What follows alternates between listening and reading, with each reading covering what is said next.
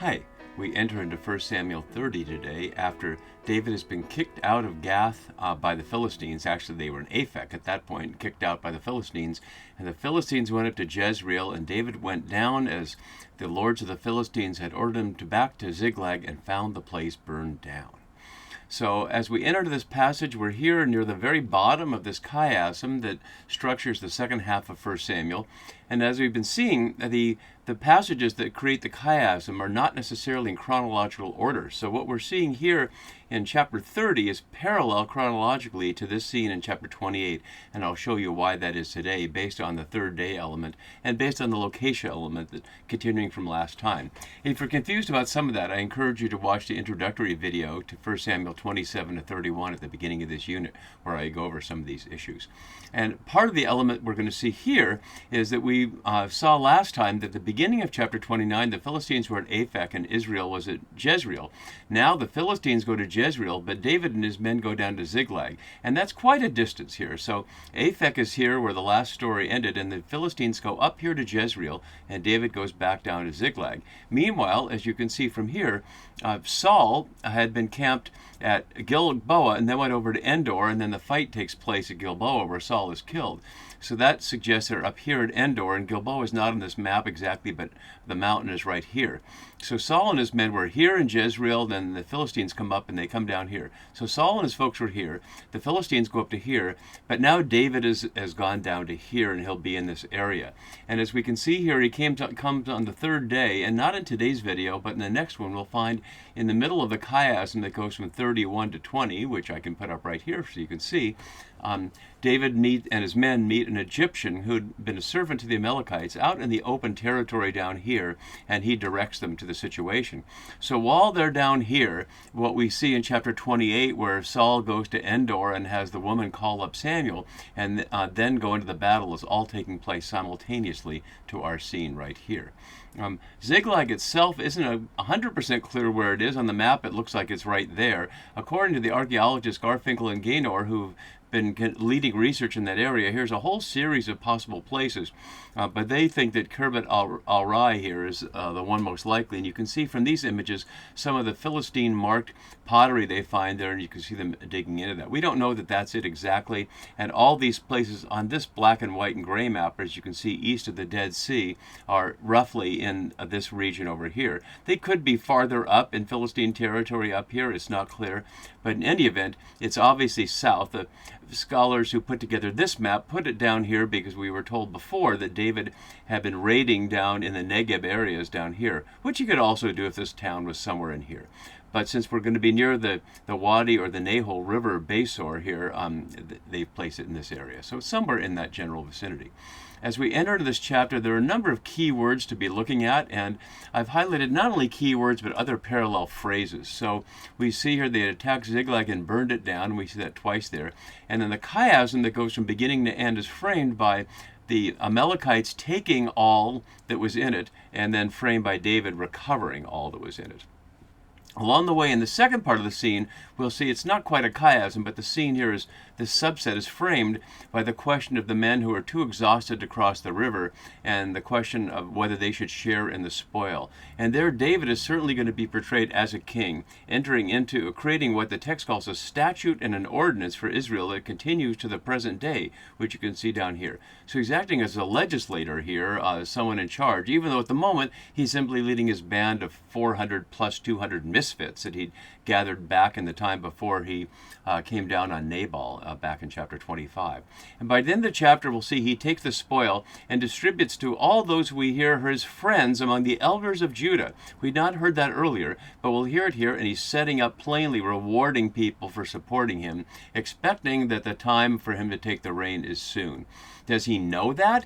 Is he secretly responsible for the death of Saul and he knows this is coming? Or is he honestly staying away from from it and just trusting that Yahweh will take care of it one way or another. The text doesn't resolve that, and commentators are equally divided on it both ways. So you as a listener and a reader can decide for yourself as we go through the chapter. Also in this section is the language of exile. I noted that in the introductory section, but I want to note it here, especially in the first 6 verses we're going to be looking at here. I didn't do the statistical analysis of the Hebrew words here to show you how rarely they're found outside of either our current text or the parallel text from exile. But you can take my word for it, or you can look it up some other way if you like. But it's true. They're not uniquely here, but these are certainly words associated with exile. So the burning down of Ziklag matches at the very end of 2 Kings, the end of the Deuteronomistic history. This is the Babylonian king burning down the house of Yahweh, the Jerusalem temple, the king's house, and all the houses of Jerusalem. And then the image of being taken captive matches what Ezekiel has of those who escape. Those of you who escape shall remember me among the nations where they are carried captive, which of course is to say Babylon. And the idea that the Amalekites are taking them captive rather than killing them, David goes into places we saw and kills all the witnesses. So the fact that they're taking them all, it seems contrary to military strategy. Certainly they could save them for slaves, the men for slaves and the women for marriage partners, and that's possible and that does happen. But it certainly seems more likely that the scene is being stylized in order to show the parallels with the exile. First and 2 Kings here from Ezekiel, and then it says he drove them off. The English does not have drive off. I translated it this way so you can see the parallel. And here from Deuteronomy, anticipating the exile, Yahweh will scatter you among the peoples. Only a few of you will be left among the nations where Yahweh will drive you. And then we see finally in verse 6 at the end of our scene today, David is in great distress. And similarly, just 3 verses later in Deuteronomy, in your distress when all these things have happened to you, in time to come, you will return to Yahweh your God and heed him. So there are a couple of things to be looking at around the language of exile. Earlier, when the commanders of the Philistines told Achish that David could well be a Satan, an adversary, I noted that that was a Persian loanword and indicated that at least that word, if not the passage, if not the whole book of 1 Samuel, came from the time post-exilic Persian rule over what they call the province of Yehud and the rebuilding of Jerusalem. This is another, this schematic here is another hint that that's the case. And it's certainly portraying David in this very stylized chapter here as someone who can rescue from exile. And perhaps that's asking the question of should there be a monarchy after the exile? In other words, would one of our people go and rescue us? In the event, of course, it was the Persian king Cyrus, who the prophet Isaiah, or somebody in Isaiah's name in Isaiah 45:1, speaks in Yahweh's voice to say that Cyrus is my anointed, my Messiah, even though he doesn't know me. So there are a number of possibilities in that exilic and post-exilic period about what Yahweh would do to bring people back and to restore the covenant relationship. Perhaps, although not explicitly, this little scene is one example of that as well. So we'll look at a couple of other things as we go. Let's put up the key words and we'll jump right into our story here. So I left up the last verse of the previous scene so we can note that the Philistines went to Jezreel, and now David came to Ziklag on the 3rd day. And we'll see in verse 11, next video, that correlates with an Egyptian who says he was at the battle, which we don't know yet, but we'll find out was up here around Gilboa, and it took him 3 days to be found in the open field where they'll find him somewhere near the river Besor here. Now, according to Google Maps, this is a 45-hour walk just from Aphek back down to here, which isn't as far, let alone for someone who's exhausted and, as we'll see, has no food or water. So people certainly walked faster in those days than they do in these days, but it seems unlikely that even a fit young David and his men could make this in 3 days. Although the story will highlight that a third of his warriors are too exhausted to make the final crossing. So you can decide for yourself whether this is an accurate description or an exaggeration or a stylized parallel just to note the 3rd day. So the Amalekites, who we had not seen mentioned since chapter 27, let's go back and look at that briefly, where David and his men had made raids on these people back there. This is while he was working for Achish, and yet he'd been told to be attacking these Judah places in the south. So the Amalekites have a reason here to be upset at David, and it's probably not unusual knowledge for them to know that Ziklag was his home. So this certainly seems to be revenge. Samuel had recalled the Amalekites in 28:18 in the scene at Endor, and that's probably happening chronologically at the same time as this scene here. So we'll see that when we get to that chapter. See, the Amalekites had made a raid on the Negeb, which is just generically the south, and on Ziklag. So somewhere in this general area down here, they attacked Ziklag and burned it down, and had taken captive the women and all who were in it, which is an interesting phrase there. The all who were in it doesn't say the women and the men, but it implies men, because the none here is lo ish, not the men. They killed none of the men, and so it's a curious thing that's described as women and all. It doesn't mention children and infants as it did when Samuel told Saul to kill all the Amalekites, included the women and children. But they carried them off. Literally, here's the drove them away. The carrying them off sounds more fitting to what you do with captives, but the verb here, nug, it was hard to translate or hard to pronounce without the vowel, to drive away, which we'll see not exactly at the other side of the chiasm in 20, but here beyond the chiasm. It's only in this passage in 1 Samuel 23:5 earlier, and there's a lot going on in that passage to make it parallel. Let's go back and look at that just for a second here.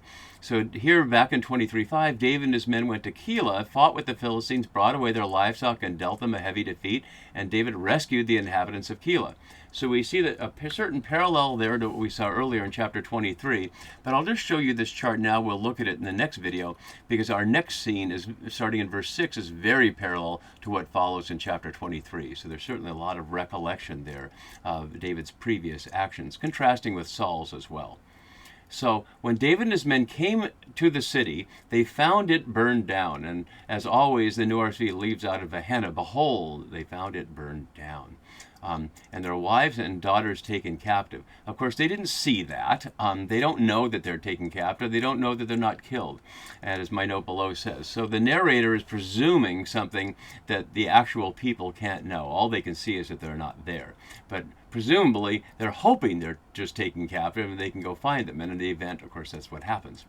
So in the immediate moment here, where they find that their wives and sons and daughters are all taken captive, and remember, we've been told that David and the people who were with him had included their households, that they'd spent the time in Gath under Achish's rule with all their households. Perhaps after that, they went back to Ziklag before they went elsewhere, but the last scene was in Aphek, and it didn't seem like there was any moment when all the rest of David's men could have dropped their family back in Ziklag. So there's an interesting question of contradiction here of whether their wives and sons and daughters had been with them or had been left in Ziklag based on what we'd heard earlier, but we can't really resolve that one. So the David and the people who were with him raised their voices and wept until they had no strength to weep. And below you can see weeping in 1 Samuel, but we can also see it clearly right here. So we saw David and Jonathan weeping in chapter 20. We saw Saul weeping over David, and now David and the men weeping over Ziklag. In 2 Samuel, we'll also see David weeping quite a number of times for all the family losses that he has there. So weeping over his family here until they had no strength to weep, as Saul will in chapter 28. It's odd to speak of it will in chapter 28, which is the previous chapter, but that's what happens when you have simultaneous chapters that are in text sequence.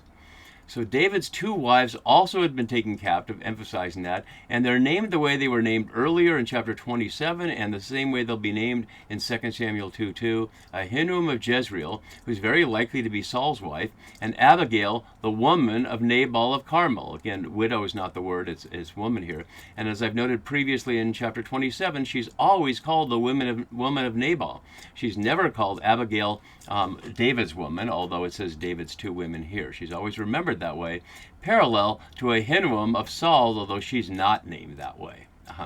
So our immediate scene ends in with this tense moment. David was in great danger, or literally greatly pressed or distressed. Let's look at a couple of places where we see that earlier. Back in chapter 13 here, when the Israelites saw they were in distress where the troops are hard pressed, the people hid themselves in caves and rocks and holes and in tombs and in cisterns.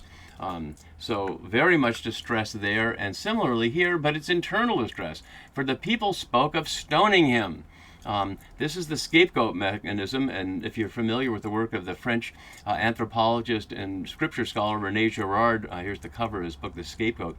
This book and several others he wrote on the mechanism whereby people who were at the risk of internal disunity try to recover unity by casting their internal struggle out on somebody else.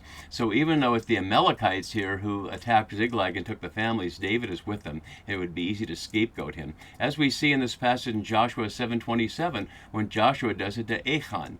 Why did you bring trouble on us? He says to Achan, Yahweh is bringing trouble on you today. And all Israel stoned him to death. They burned him with fire and cast stones on them and raised over him a great heap of stones that remain to this day.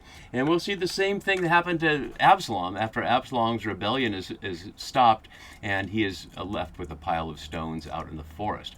There it's not a matter of a scapegoat. There it's a matter of closing the book on the rebellion. But with the Achan one and here, the risk is that they would deflect their anger onto David.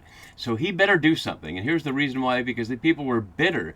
He's using the key word mara, not key in this passage, but key in the Exodus. It's a word associated with Passover. To this day, people who practice the Passover Seder eat the charosis and the bitter herbs and the mara as memories of having to make bricks in Egypt. So the word for bitter, along with the bitter water in the wilderness after they leave Egypt, would have those Exodus memories for people. The people are bitter in spirit, in Ruach here, for all their sons and daughters. But David strengthened himself in the Lord his God. And that's another one of those parallels with this scene here. He strengthened himself his hand through God. So we see this first verse of our next scene is parallel here down in 23:16. So a number of things going on there. We'll look at that a little more next video. But here in this situation with Ziklag burned down and the people ready to stone him, what will David do? What will the text have him do that contrasts him with Saul? He will turn to Yahweh, as we'll see next time. See you then. Bye-bye.